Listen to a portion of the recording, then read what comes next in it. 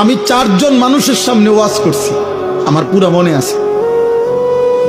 আমি 10 জন মানুষের সামনে, 20 জন মানুষের সামনে, কসম খোদা আমি ঘড়ির ঘন্টায় 4 ঘন্টা টানা 20 জন মানুষের সামনে বয়ান করছি। আমার জীবনের এমন হায়াত গেছে, কাজেই আমি অনেক মানুষ দেখবো কেন? আমি দেখে করবো কি? আমি 1 প্লেট ভাতের জন্য, একটু তরকারির জন্য চোখের পানি ফেলে কাঁদছি। আমার একটু ভালো তরকারি ছিল না খাবারের জন্য।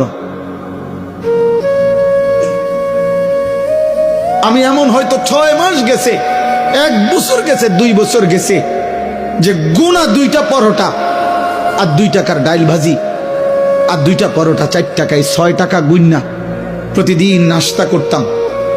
কোনোদিন এর অতিরিক্ত কিছু খাইতে পারি নাই কোনোদিন। আমার এর চাইতে বেশি হিসাবে ছিল না। আমার যা বাড়ির থেকে হিসাব করে দিছে, বড় ভাই দিছে, আমি তা গুনে গুনে খাইতাম। 6 টাকা করে নাস্তার টাকা।